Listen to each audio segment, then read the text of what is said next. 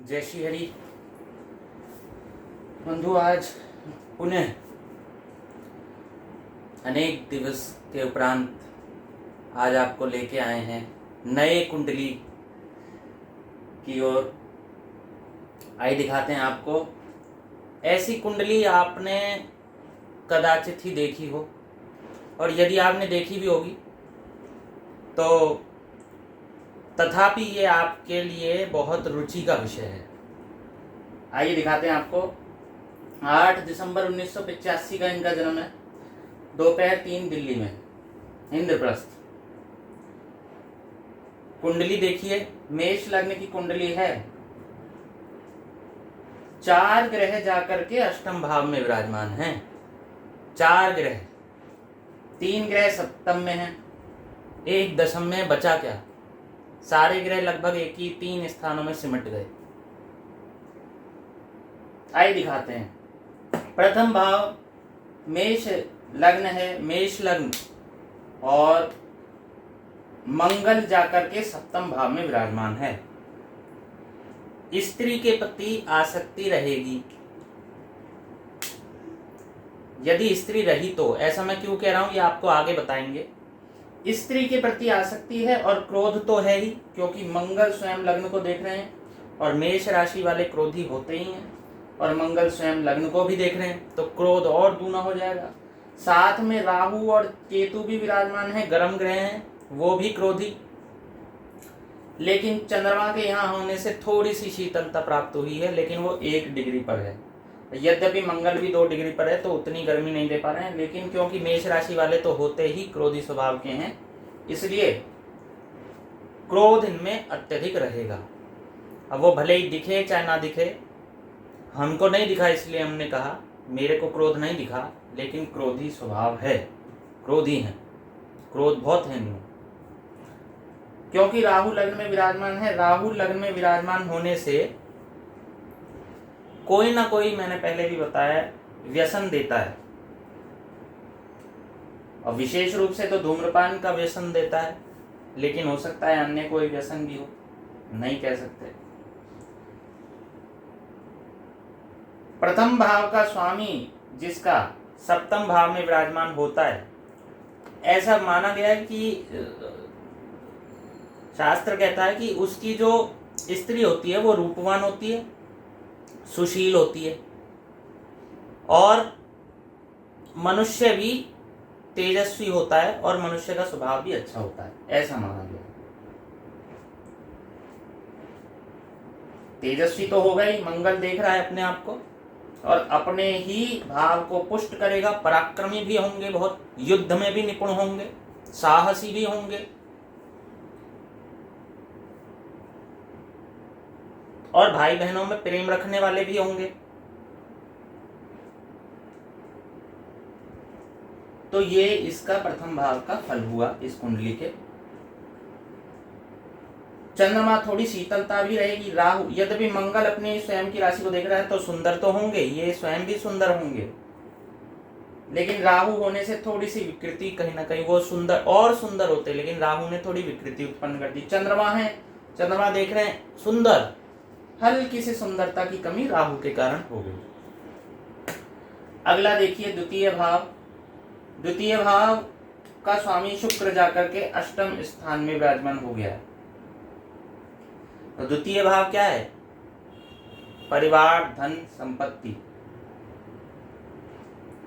और परिवार, धन, संपत्ति का स्वामी जाकर के बैठ तो गया है दुख स्थान में, अर्थात परिवार के साथ संबंध, आपसी संबंधों को हानि, और पारिवारिक संपत्ति भी कम रहेगी अथवा उसमें हानि रहेगी। लेकिन शुक्र क्योंकि दृष्टि जमाए हुए है पारिवारिक संपत्ति पर, अपनी ही राशि पर, तो शुक्र पूर्ण प्रयत्न करेंगे कि विलासिता युक्त घर हो। इसलिए मकान तो इनका ये लेके ही रहेंगे, ऐसा पूर्ण प्रयत्न इनका है, और संभव है कि अच्छा मकान लें। शुक्र क्योंकि देख रहे हैं, लेकिन शुक्र क्योंकि नीच राशि पर विराजमान है, इस कारण कुछ कठिनाई है। इसके लिए ये उपाय क्या कर सकते हैं? शुक्र का उपाय कर सकते हैं। शुक्र के उपाय के लिए इन्हें अच्छे से रहना है, सुगंधी लगा के रहना है, इत्र लगा के रहना है, शिवलिंग का अभिषेक कर सकते हैं और अपने को अच्छे से बनावटी रूप से रहना है, सुगंधी इत्र आदि लगा करके। श्वेत वस्त्र धारण करें तो बहुत अच्छा। द्वितीय भाव का स्वामी जब अष्टम भाव में चला जाता है तो ऐसे व्यक्ति आत्मघाती हो जाते हैं, ऐसा बताया गया है शास्त्र में। निर्धन भी बनाता है द्वितीय भाव का स्वामी अष्टम में, क्योंकि द्वितीय भाव संपत्ति का कारक है और वो दुख में चला गया अर्थात, और शत्रु राशि में ऊपर से मंगल की राशि में, इसलिए निर्धन भी बनाता है। और भाग्यवादी भी ऐसे व्यक्ति हो जाते हैं, हर बात को भाग्य पर कहते हैं कि भाग्य में लिखा था। यह बात तो सत्य है ही, लेकिन उसके कारण हमें अपना पराक्रम व्यर्थ नहीं करना है, कम नहीं करना है, लेकिन ये करेंगे भी नहीं। ये बात तो कुंडली में इसलिए बता दी, क्यों नहीं करेंगे? मंगल हैं, मंगल बहुत पराक्रमी होते हैं, पराक्रमी बना देते हैं। ऐसा भी कहा गया कि जिनके द्वितीय भाव का स्वामी अष्टम में गया है वो दूसरे के धन का नाश करने वाले होते हैं।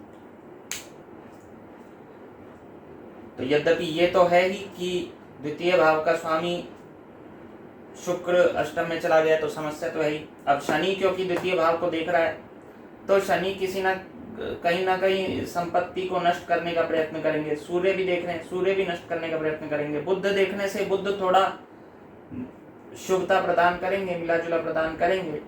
शुक्र भी देख रहे हैं, वो भी मिला जुला प्रदान करेंगे। लेकिन शनि और सूर्य के देखने से संपत्ति में हानि, पारिवारिक संबंधों में भी हानि हो सकती है। तृतीय भाव का स्वामी बुध जाकर के अष्टम भाव में विराजमान हो गया है। ऐसे व्यक्तियों के जो भाई होते हैं, सह उदर भाई, सगे भाई, वो जीवित नहीं रहते।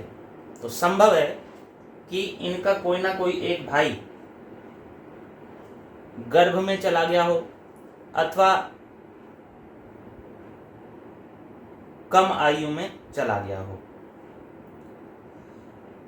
सहोदर भाई की मृत्यु ऐसे में होती है। चतुर्थ भाव का स्वामी चंद्रमा जाकर के सप्तम भाव में विराजमान हो गया है। ऐसे लोगों की जो माता होती हैं वो इनके वैवाहिक जीवन में बहुत साथ देती हैं इनका, और ऐसे लोगों की पत्नी जो होती हैं, यदि शुभ ग्रह होता है और वो सातवें भाव में विराजमान होता है, चतुर्थ ग्रह का स्वामी शुभ ग्रह हो और वो यदि सातवें भाव में विराजमान हो, तो ऐसे लोगों की जो धर्म पत्नी होती हैं वो ससुर का पालन करने वाली होती हैं।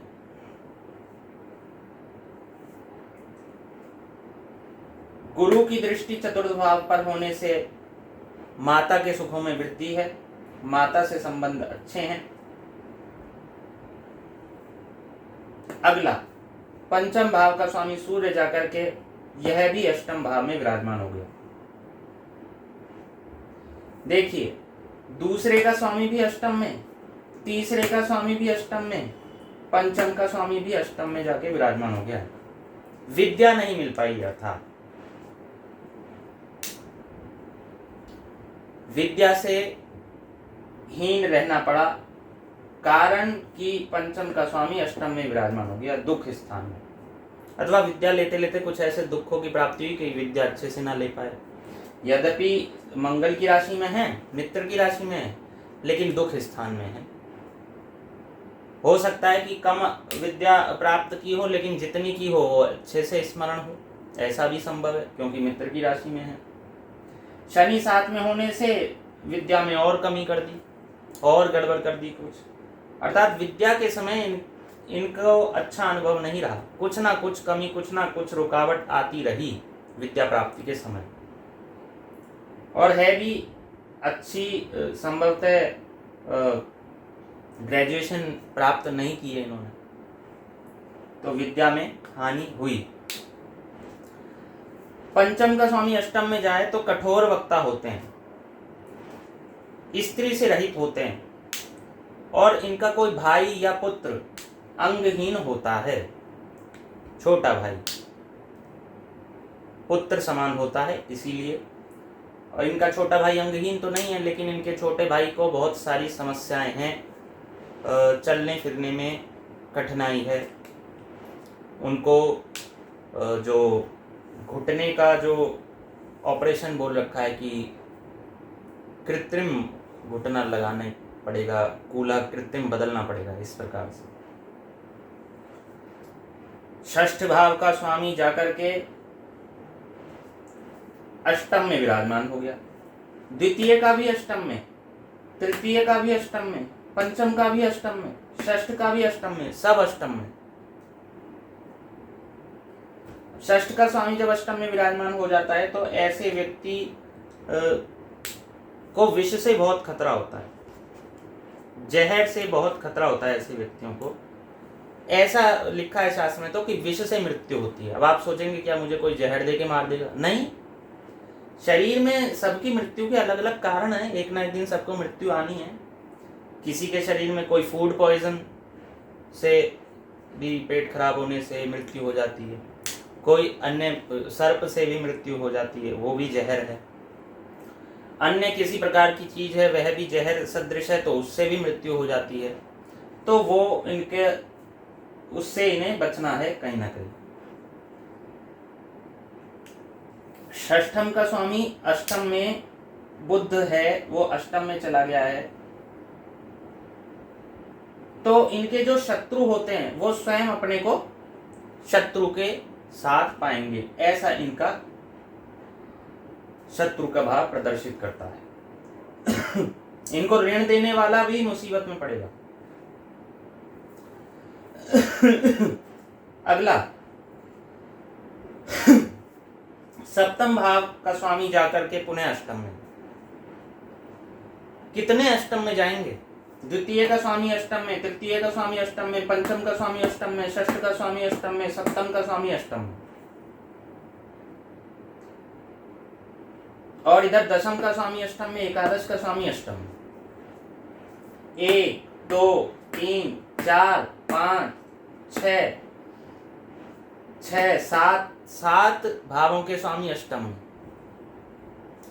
चलिए देखते हैं, तो 7वें भाव का स्वामी जब अष्टम में जाता है तो स्त्री का शत्रु हो जाता है ये व्यक्ति, और स्त्री दोष से भी मृत्यु की प्राप्ति हो सकती है। पेट में रोग से रोग रह सकता है, दुष्टता किसी न किसी प्रकार की इनमें रह सकती है। लेकिन क्योंकि मंगल अपनी राशि को देख रहे हैं और राहु तो वो इन्हें पुष्ट ही करेंगे, इनको पराक्रम देंगे, लेकिन राहु होने से कुछ ना कुछ अधार्मिकता आ सकती है, दुष्टता आ सकती है। तो इसके लिए प्रयत्न कर सकते हैं। राहु के लिए मंगल को आपको उत्कृष्ट बनाना है, जिससे मंगल और अधिक आपको बलवान बनाए। यद्यपि मंगल अपनी राशि को देख रहे हैं, अच्छे हैं, तथापि मंगल को उत्कृष्ट बनाने के लिए हनुमान चालीसा, सुंदरकांड आदि का पाठ आप कर सकते हैं, जिससे शनि भी आपके पुष्ट होंगे। जितनी अधिक हनुमान चालीसा का पाठ आप करेंगे, ब्रह्मचर्य पालन पूर्वक, अभक्ष्य भक्षण पालन पूर्वक, प्याज लहसुन आदि छोड़ के, अभक्ष्य भक्षण अर्थात प्याज लहसुन आदि छोड़ के, उतनी ही अधिक उन्नति आपको प्राप्त होगी। किस क्षेत्र में? आजीविका के क्षेत्र में भी, व्यापार के क्षेत्र में भी, अपने स्वभाव के क्षेत्र में भी, पत्नी से संबंधित जो आपसी मतभेद हो गए हैं उनके क्षेत्र में भी। तो इन सब में आपको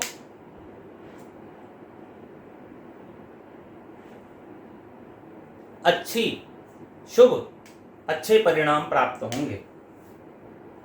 अब सप्तम भाव में क्योंकि चंद्रमा भी विराजमान है, केतु भी विराजमान है, तो इनकी जो यदि पत्नी हुई तो मिले जुले स्वभाव वाली होंगी।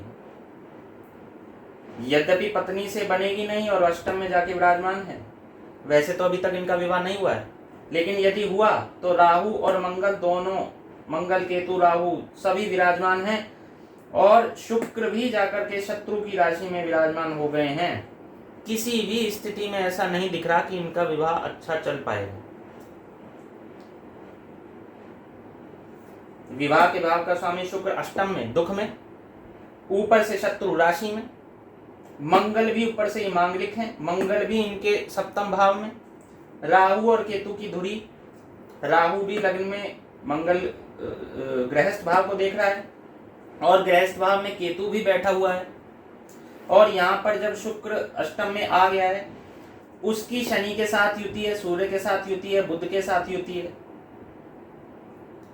तो मिला जुला स्वभाव, कभी कुछ होगा कभी कुछ होगा कभी कुछ होगा, ऐसा ऐसा स्वभाव होगा इनको अपने गृहस्थ जीवन में। ऐसी ऐसी यदि इनका गृहस्थ जीवन आया, ऐसी ऐसी चीजें देखने को मिलेंगी जो एक नहीं होंगी, सदैव एक सा नहीं होगा, हर बार किसी अलग बात पे झगड़ा, भांति भांति की बातें, इस प्रकार से कुछ इनके गृहस्थ जीवन में योग बन रहे हैं। अब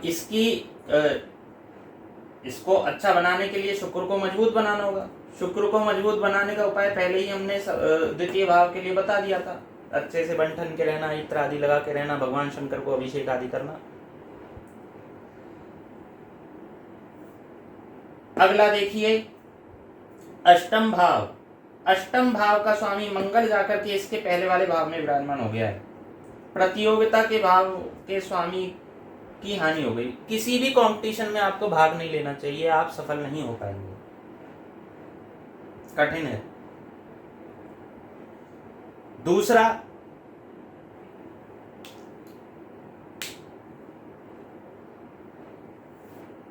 अष्टम भाव का स्वामी, अष्टम भाव में बुध, शुक्र, सूर्य, शनि आदि विराजमान है।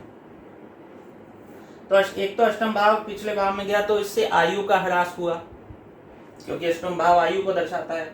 शुक्र, शनि, सूर्य, बुध इनकी आयु के भाव में विराजमान है, और लगभग सभी ग्रहों का इनकी आयु पर प्रभाव है। देखिए मंगल चला गया पिछले भाव में, उसमें चंद्र और केतु विराजमान, इनकी मंगल को देख रहे हैं, मंगल के साथ युति बना रहे हैं, और 1 2 3 4 ग्रह तो इनकी आयु में स्वयं विराजमान है, आयु के भाव में स्वयं विराजमान है। यद्यपि इन 4 ग्रहों का एक फल है, और इन 4 ग्रहों का फल ये है कि ऐसे व्यक्ति मित्रवान होते हैं। शुक्र, बुध, सूर्य, शनि का फल है, ये मित्रवत होते हैं, इनके बहुत अधिक मित्र होते हैं, अच्छे मित्र होते हैं, और ये मुखिया होते हैं, और ये घर के अपने पिता के उपरांत घर के मुखिया के समान ही हैं, सबसे बड़े पुत्र हैं, और इनके 6 ये भाई बहन हैं।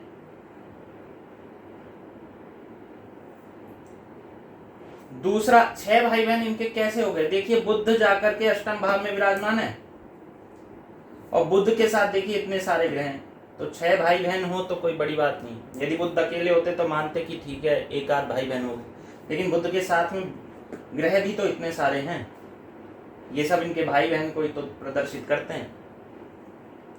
तो ऐसे व्यक्ति मित्रवान होते हैं, मुखिया होते हैं, सुंदर होते हैं, बुद्धिमान होते हैं, और सुखी होते हैं। अब ये जो सारे ग्रहों के स्वामी इनके दुख स्थान में विराजमान होने से इन्हें दुखी बना देते, तो यहाँ इन्हें एक सुख ये मिल गया कि ये चारों ग्रह एक साथ विराजमान होने से सुखी बनाते हैं, दुख में भी सुखी बना देंगे। दूसरा, यद्यपि ये दुखी हैं, लेकिन क्योंकि चंद्रमा दुखी नहीं है, चंद्रमा दुख स्थान में नहीं है, चंद्रमा नीच का नहीं है, इसीलिए इनके मन पर बहुत अधिक प्रभाव नहीं पड़ता है। तो यद्यपि दुखी हैं लेकिन प्रसन्न से ही रहते हैं, लगभग सामान्य ही रहते हैं, कोसते नहीं रहते सदैव, ये बहुत अच्छी बात। अगला है नवम भाव। तो ये इतने ग्रह, सारे ग्रह होने से इनकी जो ऐसा भी होता है कि मृत्यु कैसे होगी, तो कई प्रकार हैं, मात्र विष से ही नहीं, अनेकों माध्यम हैं, क्योंकि कई सारे ग्रह इनके अष्टम भाव में विराजमान हैं।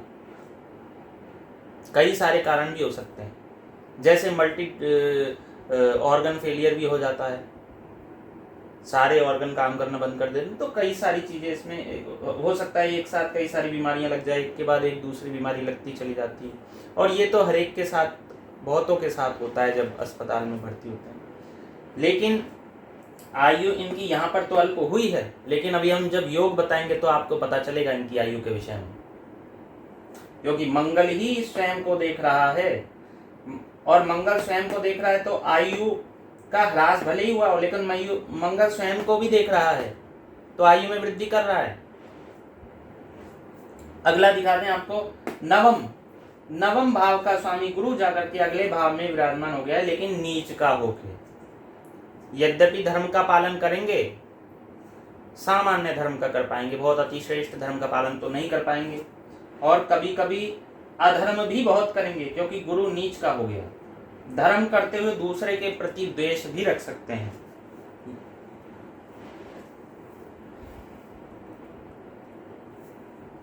और नवम का स्वामी अगले भाव में विराजमान होने से पिता के भक्त हैं, माता पिता के ये भक्त रहेंगे, और धर्म से प्रसिद्धि भी इन्हें प्राप्त होगी।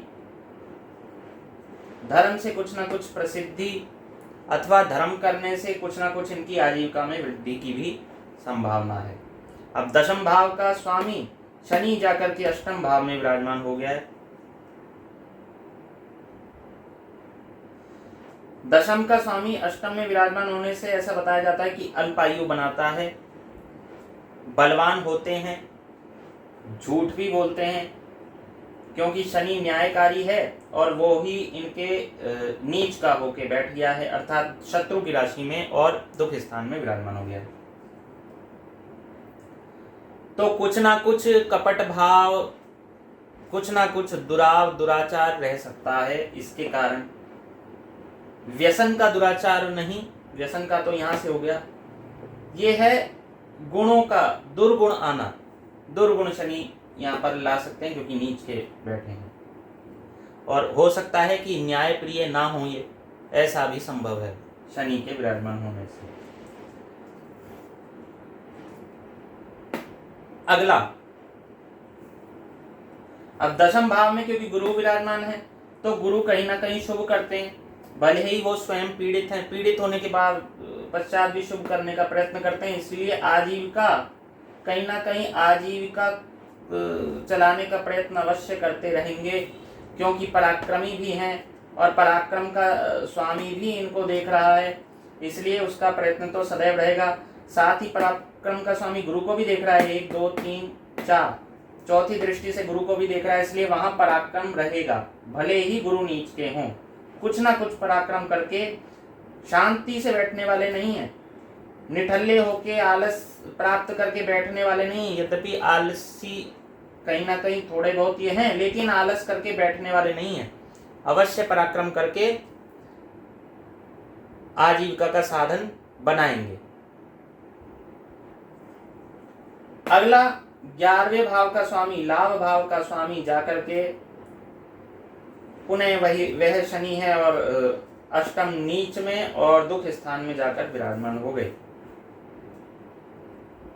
और वह आजीविका के साधन को भी देख रहे हैं। तो आजीविका को देखने के कारण जो मंगल जो इन्हें देख रहे थे, जिसके कारण ये पराक्रमी हो रहे थे, शनि के कारण पराक्रमी तो होंगे, लेकिन कहीं ना कहीं वो इन्हें आजीविका से दूर करने का प्रयत्न करेंगे, लेकिन ये होंगे नहीं, क्योंकि मंगल है यहाँ विराजमान, और मंगल प्रबल है इनकी राशि, क्योंकि लग्न को देख रहे हैं, अपने ही भाव को देख रहे हैं।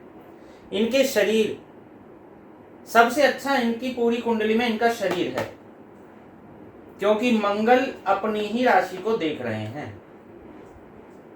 इनके पराक्रम में वृद्धि करते हैं, इनकी आयु में वृद्धि करते हैं, इनको निठल्ले बैठे नहीं रहने देते, आलसी नहीं बैठे रहने देते, पराक्रमी बनाते हैं, पुरुषार्थी बनाते हैं, युद्ध में भी निपुण बनाते हैं। 12वें भाव का स्वामी गुरु जाकर के 10वें भाव में विराजमान हो गया है। ऐसे लोग जो होते हैं, शास्त्र कहता है परिस्त्री से विमुख रहते हैं, पवित्र शरीर वाले होते हैं, और अपने पुत्र के लिए धन संग्रह करते हैं, ऐसा इनका स्वभाव होता है। अब दिखाते हैं आपको कि इनकी कुंडली में जो योग बन रहे हैं वो कौन कौन से योग हैं।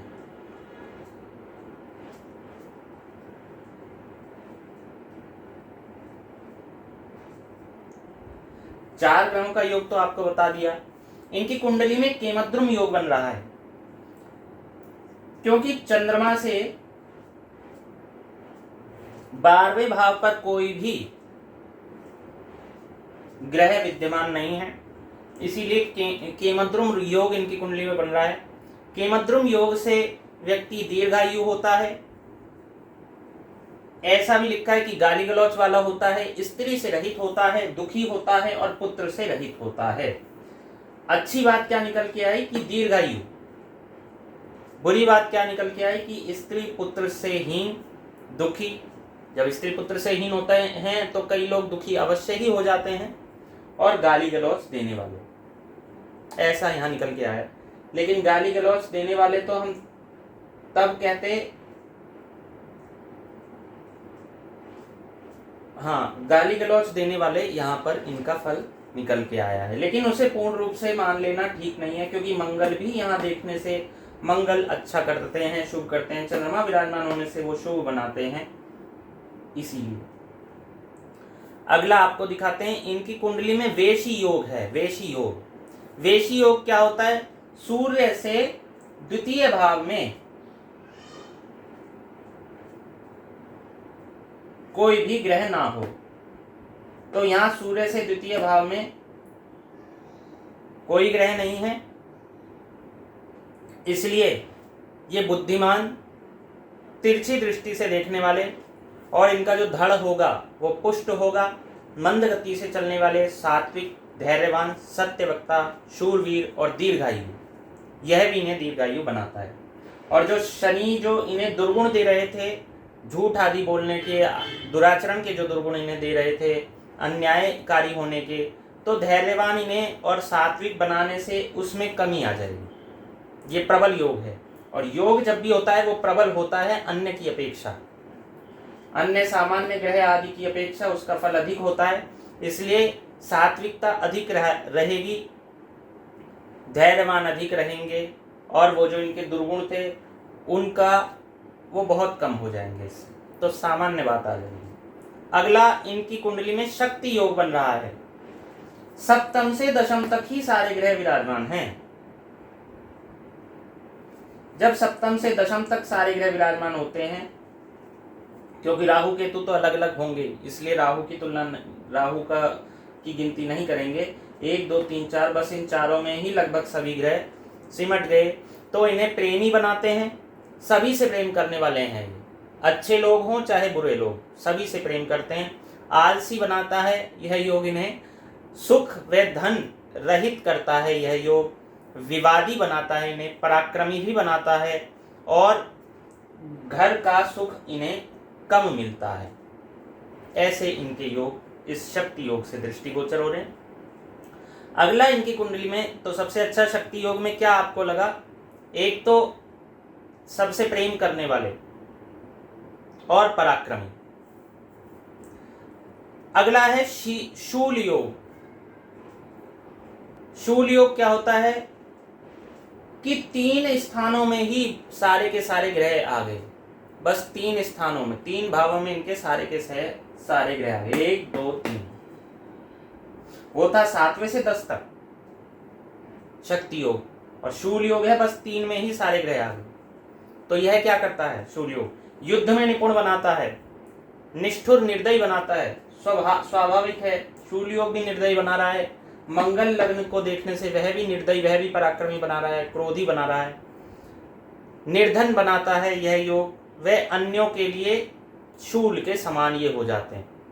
स्वाभाविक है, कोई इनसे भिड़ेगा तो अन्यों के लिए शूल के समान अपने आप ही हो जाएंगे, जब मंगल इनके लग्न भाव को देख रहा है तो। इसलिए कुल मिला के इनकी पूरी कुंडली में दीर्घायु का योग भी बहुत अत्यधिक प्रबल रूप से विराजमान है, लंबे समय तक ये चलेंगे। अब दशा इनकी गुरु की चल रही है, गुरु की चल रही थी जून 2022 तक। जुलाई से इनकी शनि की दशा प्रारंभ हो गई है। तो शनि से संबंधित, आजीविका से संबंधित, व्यापार से संबंधित जो भी कार्य होंगे वो उससे संबंधित ये दशा है, उस पर ध्यान अधिक केंद्रित रहेगा, उससे संबंधित चीजें अधिक होंगी। परिवार से संबंधित चीजें, संपत्ति में रुकावट आदि आएंगी। इसीलिए इन्हें शनि का उपाय करना है, मंगल का उपाय करना है, सुंदरकांड आदि का, हनुमान चालीसा आदि का पाठ करना है। 100 बार पाठ करेंगे तो बहुत उत्तम है। अच्छे से इन्हें अति शीघ्र इन्हें इनकी कुंडली में लाभ दिखाई देगा। धन्यवाद। जय श्री हरि। और यदि आप भी बंधुओं हमसे कुंडली दिखाना चाहते हैं तो नीचे दिए गए विस्तार में डिस्क्रिप्शन में दिए गए ईमेल आईडी पर संपर्क हमसे कर सकते हैं। ईमेल आईडी नीचे आपको दिया गया है। धन्यवाद। जय श्री हरि।